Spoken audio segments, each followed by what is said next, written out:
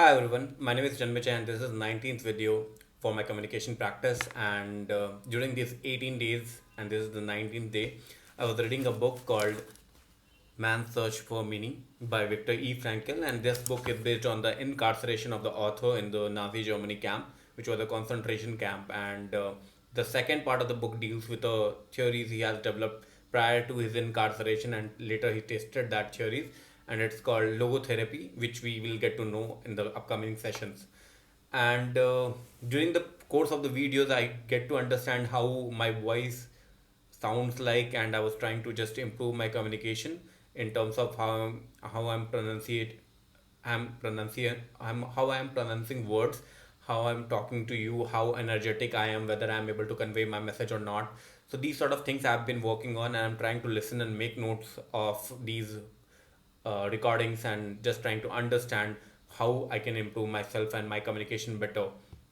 And in the later part, this is a 30 series video where I'll be completing this book, and afterwards I'll do something else. Probably I'll create impromptu videos, or I'll create something related to learning videos or tutorial videos, like what I do at work, and I'll try to create a series out of it.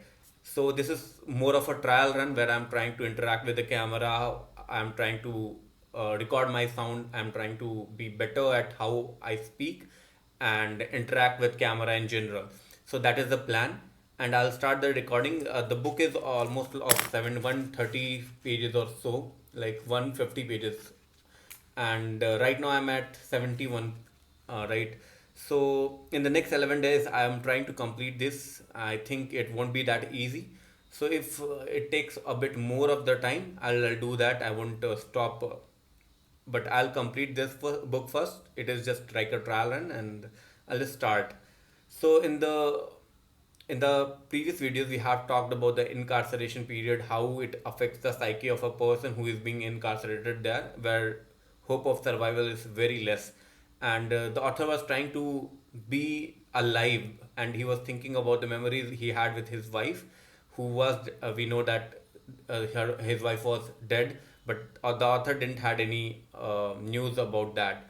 And he was thinking about his family, he was thinking about food, and he called it dangerous. And these sort of things we can understand, how people, for people like whom, those who are not getting proper food nourishment, were thinking about food, dreaming about food, and the little time they had with their family, which they thought is trivial during that times, but now the all those memories were coming back to them. And the author also talks about the role of capos and the other people around who were guarding them, right? And then the author talk about this fortune, or like game of fate, which was basically death in Tehran. So at finally he like finally the day was came where they were get to be released. And among those moments also, there was something happened, and something vicious happened, which caused a lot of folks who were transported to some other camp for being exchanged as a prisoner of wars. They were killed, and the author was fortunately not among those people. So that was also the thing, and I'll talk about the death in Tehran story at a later stage. But right now I'll just begin. Apart from its role as a defensive mechanism, the prisoner's apathy was also the result of other factors. Hunger and lack of sleep contributed to it, as they do in normal circumstances.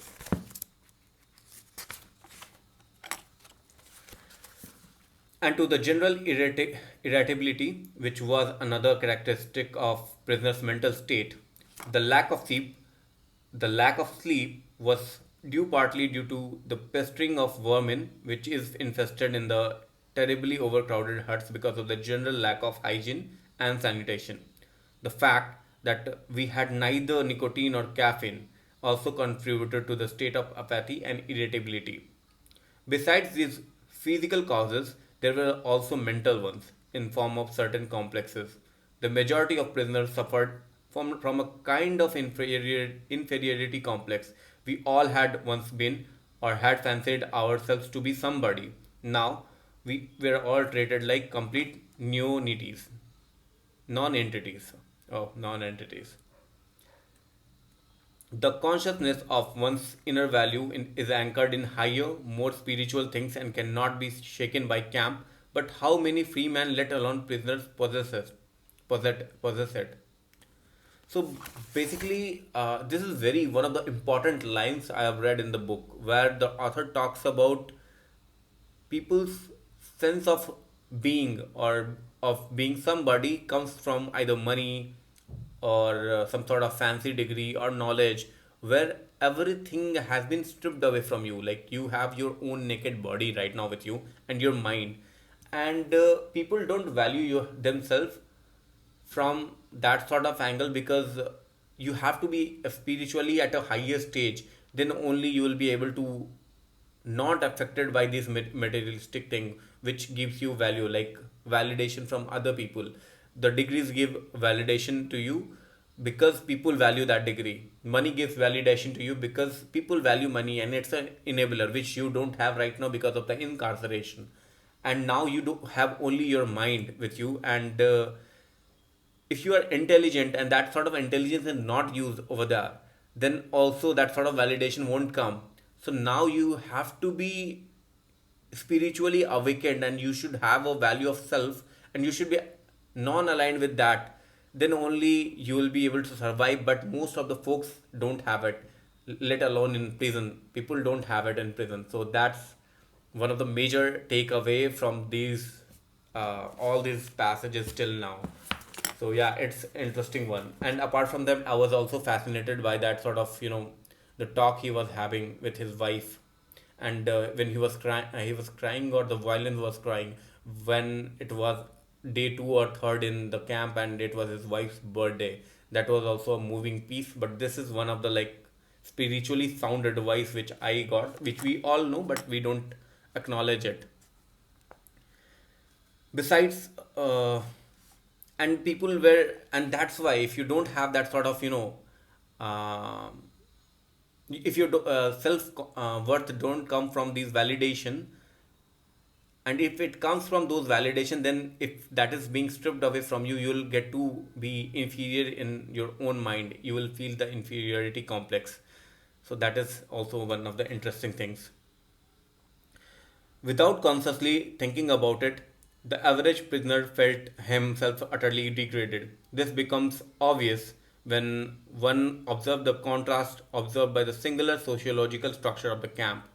The more prominent prisoners, the capos, the cooks, the storekeepers, and the camp policemen, did not, as a rule, feel degraded at all, like the majority of the prisoners, but on the contrary, promoted. Some even developed miniature delusions of grandeur.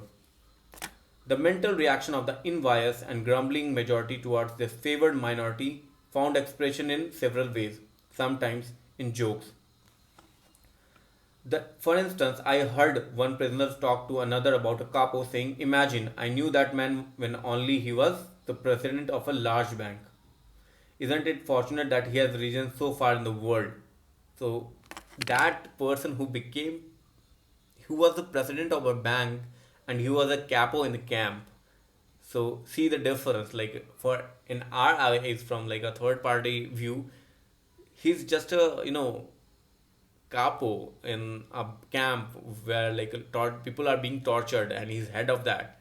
Is has greater importance in the eyes of the prisoner than a person who was at the bank, and knowing him was giving a miniature overconfidence, or kind of he was proudly sharing that. That is like interesting, and we all do the same thing. I think if some person become a government employee in a small village or so people say that, okay, I knew him like since he was studying with me at some great college, and now he is like head of something in this area. Interesting. Whenever the degraded majority and the promoted minority came into conflict, and there were plenty of opportunity for this. Starting with the distribution of food, the results were explosive. Therefore, the general irritability, whose physical causes were disclosed above, became more intense when these mental tensions were added. It is not surprising that this tension often ended in general fight, since the prisoner continually witnessed scenes of beatings, the impulse toward violence was increased. I, I myself felt my fist clench when anger came over me while I was famished and tired. I was usually very tired when, since we had to stroke our stove, which were allowed to keep our hut from typhus patients throughout the night. However, one of the most idyllic hours I have spent were in the middle of the night when all others were delirious or sleeping.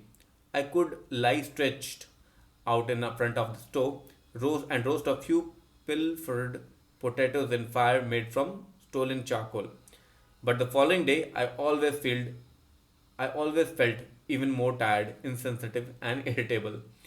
Again, this is an interesting piece, but I am not able to fully comprehend this piece, like why he was tired. Maybe because he was talking all night, and I don't know. Like, I think when you have some food when you are hungry, it only increases your, um, you know, what do you call it, like your hunger.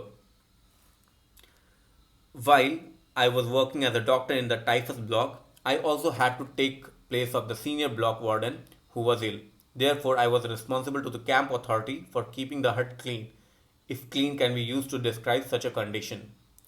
The pretense at inspection to which the hut was frequently submitted was more for the purpose of torture than of hygiene. More food and a few drugs would have helped, but the only concern of the inspectors was whether a piece of straw was left in the center of corridor, or whether the dirty, ragged, and verminous blankets of the patients were tucked in neatly at their feet. As to the fate of inmates, they were quite unconcerned. If I had reported smartly, whipped my prison cap from my shorn head and clicking my heels, hut number 6 by 9, 52 patients, 2 nursing orderlies, and 1 doctor. They were satisfied.